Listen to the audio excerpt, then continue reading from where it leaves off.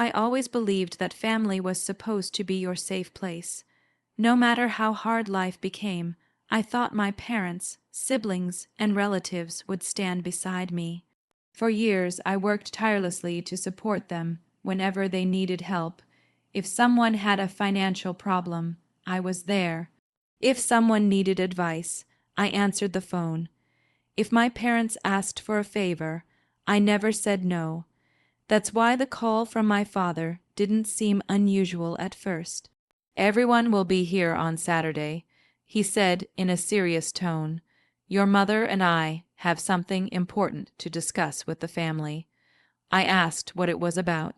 "You'll find out when you get here." The call ended before I could ask another question. For the rest of the week, I tried not to think about it. Maybe it was about retirement plans. Maybe my parents were planning to sell the family business. Whatever it was, I assumed it would be a normal family discussion. I couldn't have been more wrong. Saturday arrived, and I drove to my parents' house. The driveway was already packed with cars when I arrived. My aunts, uncles, cousins, and siblings were all there. The atmosphere felt strange. Usually, family gatherings were filled with laughter and conversation. This time, people avoided looking at me. When I entered the dining room, I noticed something even stranger. The chairs had been arranged in a circle around the large table, almost like a courtroom. My father sat at the head of the table. My mother sat beside him. Everyone else had already taken their seats. The only empty chair was directly across from my parents. Waiting for me, a knot formed in my stomach. As soon as I sat down, my father cleared his throat. "Thank you all for coming." The room became silent. My father looked around before turning his attention toward me. "We are here today to discuss a serious family matter." I glanced at my siblings, hoping someone would explain what was happening. Nobody met my eyes. Then my father said something that made my blood run cold. "This family must decide whether you deserve to remain involved in our future." For a moment, I thought I had misheard him. "What?" My mother finally spoke. "We've all been concerned about your behavior for years." My behavior. I stared at her in disbelief. "What are you talking about?" My older brother leaned forward. "Don't act surprised.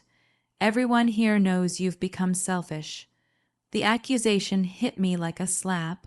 Selfish? I had spent years helping everyone sitting in that room. Before I could respond, my aunt jumped in. "You only think about yourself." My cousin nodded. "Exactly." Then another relative spoke, and another, one by one. People began listing complaints. Some were exaggerated. Some were completely false. A few were things that had never happened at all. The more they talked, the more I realized this wasn't a discussion. It was an attack. Someone had prepared them for this. I looked at my mother. She wouldn't even look at me. The woman who had hugged me when I was sick as a child now sat silently while relatives tore me apart. The betrayal hurt more than the accusations. Then my father stood up. "I think we've heard enough." He placed a stack of papers on the table. "We will now vote." The room became eerily quiet. My heart pounded in my chest. Vote. What kind of family votes on whether someone belongs? My father explained that the vote would determine whether I would have any future role in the family business, and whether I would remain part of important family decisions. It felt unreal, like a nightmare I couldn't wake up from. Then he raised his hand. "Those in favor of removing him, raise your hands." I looked around the room. At first one hand went up, then another, then another. My older brother raised his hand. My younger sister raised hers. My cousins followed, my aunts, my uncles. Every person in the room slowly lifted their hand into the air. Every single one, even my mother. The sight shattered something inside me. Years of loyalty, years of sacrifice. Years of believing these people loved me, gone in a single moment. The vote was unanimous. I sat frozen as my father announced the result. Nobody spoke, nobody defended me, nobody cared. Without saying a word, I stood up and walked toward the door. Behind me, I heard conversations begin again, as though nothing important had happened, as though they hadn't just destroyed a member of their own family. When I reached my car, I finally allowed myself to breathe. My hands trembled as I gripped the steering wheel. I felt angry, humiliated, heartbroken, but most of all, I felt confused, because deep down, I knew something wasn't right. The accusations didn't make sense. The hatred felt rehearsed.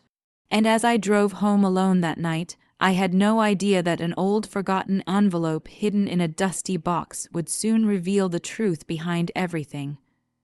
The drive home felt longer than it ever had before. Rain tapped against my windshield as I replayed every moment of the family meeting in my head. My father's cold voice, my mother's silence, my siblings raising their hands against me without hesitation. The image wouldn't leave my mind. I had spent my entire life believing that loyalty mattered. Yet in a single afternoon, the people I trusted most had treated me like an enemy. When I finally reached my apartment, I didn't turn on the lights right away. I sat alone in the darkness. The silence felt heavy. Questions raced through my head. How long had they been planning this?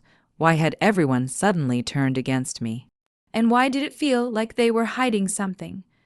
Hours passed before I finally forced myself to get up. I wandered through my apartment without purpose, opening cabinets and drawers, searching for anything that could distract me from the pain. That's when I noticed an old storage box tucked away in the corner of my closet. Dust covered the top. I hadn't opened it in years. Inside were old photographs, notebooks, birthday cards, and forgotten memories from another time. I slowly sorted through them, allowing myself to escape into the past. Then I saw it, a large cream-colored envelope. The date written across the front immediately caught my attention. June 2017. My heart skipped a beat. I recognized the handwriting instantly. It belonged to my grandfather. For several seconds, I simply stared at it. Memories I hadn't thought about in years suddenly came flooding back. I remembered sitting beside my grandfather in his hospital room during the final weeks of his life. He had always been the one person in the family who understood me. While others judged, he listened. While others demanded, he encouraged. That afternoon, he had called me closer to his bed. His voice was weak, but his eyes were serious. "Take this envelope," he had said. I remembered laughing nervously. "What's inside?" He shook his head. "Don't open it now." Then when his expression had changed, for a moment he looked sad. "Open it only if the family ever turns against you." At the time, his words seemed impossible. My family against me? I couldn't imagine such a thing. So I had taken the envelope home and forgotten about it. Until now, my hands trembled as I sat down at the kitchen table. For nearly 10 minutes, I stared at the sealed flap. Part of me didn't want to know what was inside. Another part desperately needed answers. Finally, I broke the seal. The first thing that slid out was a handwritten letter. I unfolded it carefully. The date matched the one on the envelope. June 2017. As I began reading, my grandfather's familiar voice seemed to echo in my mind. "If you are reading this, then my greatest fear has come true." A chill ran through me. I continued reading. I have watched this family for many years. I know their strengths, but I also know their weaknesses. Greed can change people. Pride can make them forget who helped them. I believe there may come a day when they try to rewrite history. My breathing became shallow. The next sentence made my stomach tighten. "If that day arrives, the documents enclosed here will reveal the truth." I quickly set the letter aside and examined the remaining contents. There were dozens of papers, bank records, financial statements, signed agreements, receipts, copies of transfers. The deeper I looked, the more confused I became. Then the patterns started to emerge. Every document pointed back to one person. Me. My eyes widened. Several records showed money I had earned years ago being transferred into accounts connected to the family business. Others documented emergency payments during financial crises. There were records of mortgage payments, hospital bills, debt settlements, even business loans.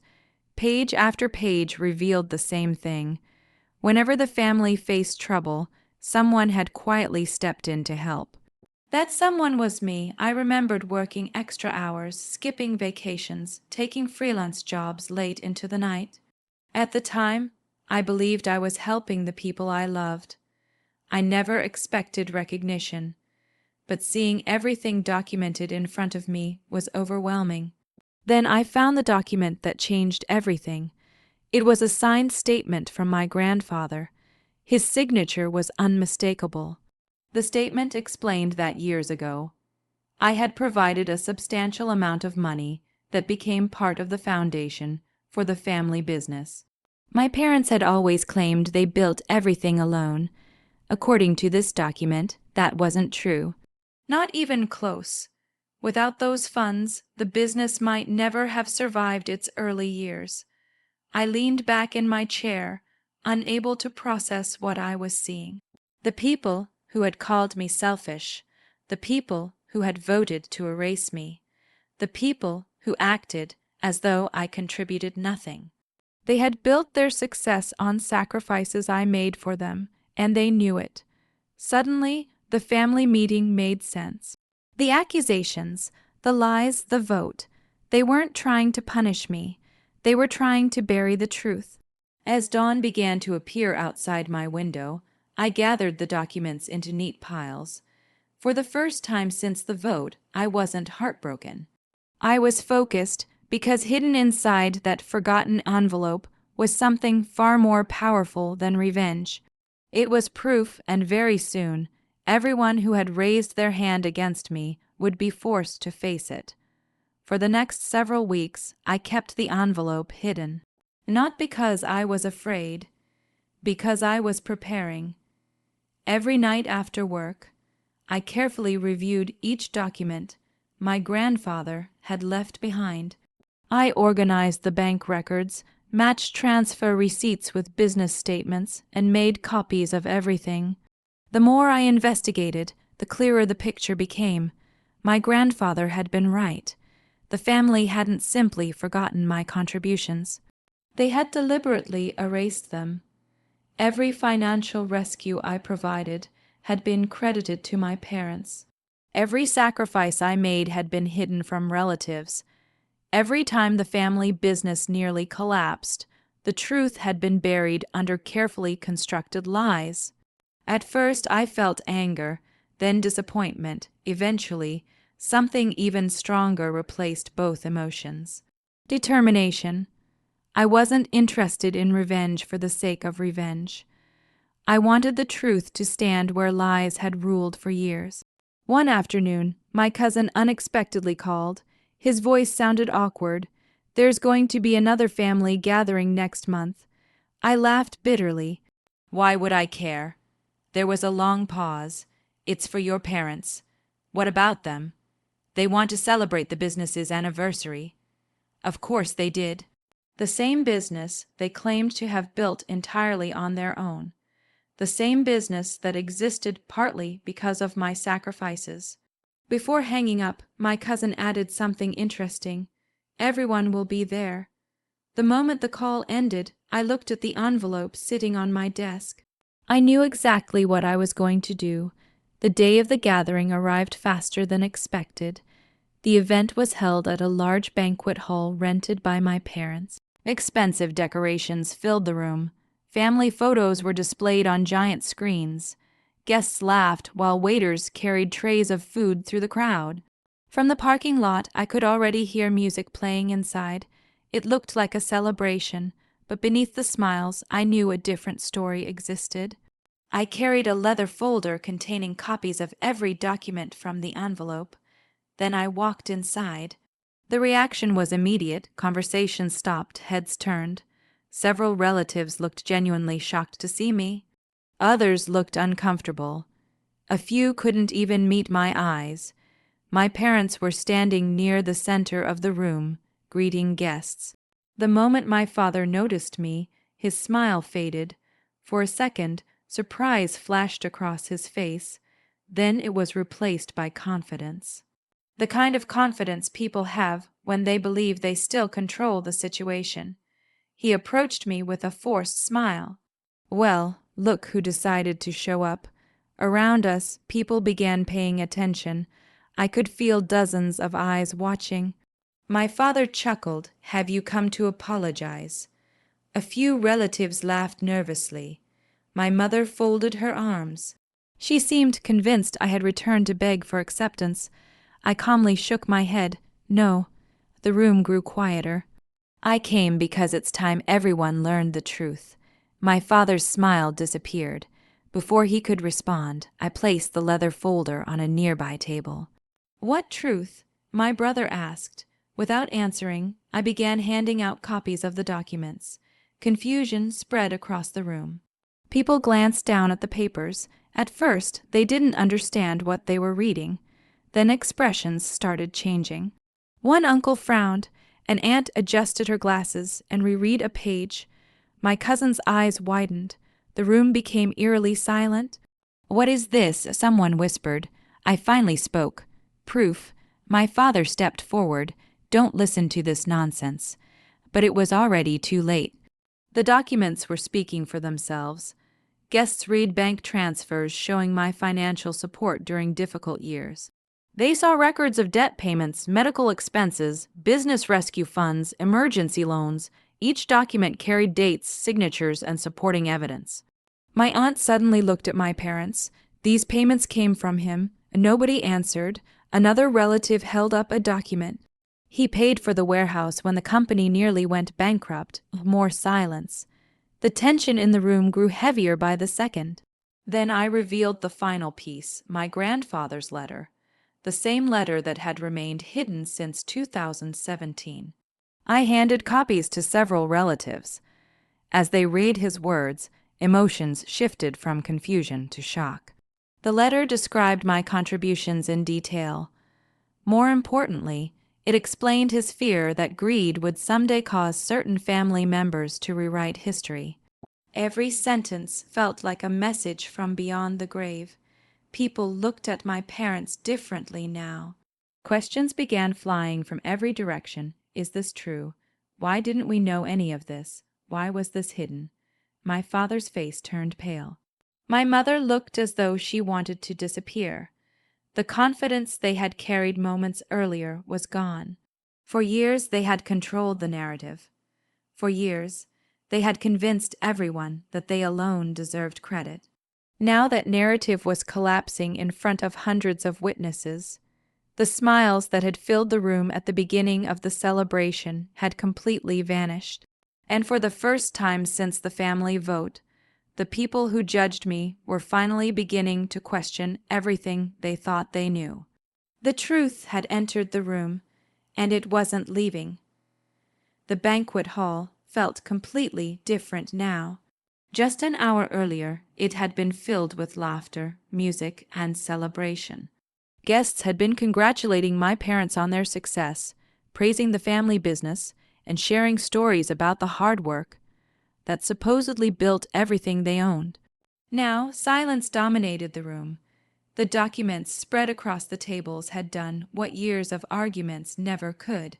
They had exposed the truth. Every relative seemed frozen between disbelief and embarrassment. Some were still rereading the papers, hoping they had misunderstood something. Others stared directly at my parents, waiting for an explanation that never came. My father looked around the room as if searching for someone to rescue him. Nobody moved, nobody spoke. For the first time in my life, he had no control over the situation. Finally, my uncle broke the silence. Tell us this isn't true. His voice was shaky. My father swallowed hard. It's not as simple as it looks. The answer only made things worse. What does that mean? My aunt demanded. Either the documents are real or they're not. Again, my father remained silent. That silence became his confession. Gasps spread through the room. My older cousin slowly lowered the papers in his hands. You let us believe he did nothing for this family. Another relative turned toward me, and we voted against him because of it. The shame on their faces was impossible to miss. For weeks after the family vote, I had imagined this moment countless times. I thought I would feel victorious. I thought I would enjoy watching the people who betrayed me suffer. Instead, I felt something unexpected. Sadness. These were people I once loved, people whose birthdays I celebrated, people whose children I spoiled with gifts, people I sacrificed for without expecting anything in return. Seeing them realize how badly they had been manipulated wasn't satisfying. It was heartbreaking. Then my younger sister stood up. Tears filled her eyes. She looked directly at me. Why didn't you tell us? The question hung in the air. I answered honestly, because I never helped this family for recognition. She began crying. Several other relatives lowered their heads. One by one, people approached me. Some apologized quietly. Others couldn't find the words. A few simply shook my hand and walked away. The damage had already been done. No apology could erase the memory of every hand raised against me during that vote. Then something happened that nobody expected. My mother stood up. Her hands trembled. For several moments she couldn't speak. When she finally did, her voice cracked. It's true, the entire room stared at her. Tears rolled down her cheeks. He helped us. She looked at me. He helped us more than anyone. My father closed his eyes, as though he already knew there was no point denying it anymore. My mother's confession opened the floodgates. For years, she had carried the secret. Now it poured out in front of everyone. She admitted that many of the family's financial recoveries had only happened because of my support. She admitted that my parents feared losing respect and authority if relatives discovered how much they depended on me. Most painful of all, she admitted that the family vote had been designed to push me away before anyone learned the truth. Several relatives looked horrified. Others looked angry. The realization spread through the room like wildfire. The entire vote had been built on lies, the accusations, the rumors, the betrayal, all of it. My father finally spoke. His voice sounded defeated. We thought it was for the best. Nobody responded, because there was no defense for what they had done. The man who always had an explanation suddenly had none. After a long silence, I stepped forward. Everyone watched. Many expected me to lash out. Some expected me to humiliate my parents. Others assumed I would demand repayment or revenge. Instead, I took a deep breath. I forgive you. The words shocked the room. Even my parents looked stunned. But forgiveness didn't mean forgetting. And it certainly didn't mean returning to the life they had taken from me. I continued, I forgive all of you, but I won't stay. Confusion spread across several faces. What do you mean? My brother asked. I smiled softly. For the first time in my life, I'm choosing myself. I explained that I had already started building my own company. A business completely separate from the family. A future that belonged only to me. The inheritance no longer mattered. The family business no longer mattered. Their approval no longer mattered. What mattered was moving forward. Months later, my life changed in ways I never imagined. My company grew rapidly. New opportunities appeared. For the first time, I felt truly free. Meanwhile, the family faced something far more difficult than financial problems. They had to live with the consequences of their choices. Relationships became strained. Trust disappeared. The lies that held everything together had finally collapsed. As for me, I kept my grandfather's letter framed in my office, not as a reminder of betrayal, but as a reminder of truth, because in the end, the envelope from 2017 didn't destroy my family. Their own lies did. The envelope simply revealed them, and the sweetest revenge wasn't watching them lose everything. It was building a life so successful, peaceful, and fulfilling that their betrayal could no longer hurt me. While they remained trapped in the past, I finally stepped into my future, and I never looked back.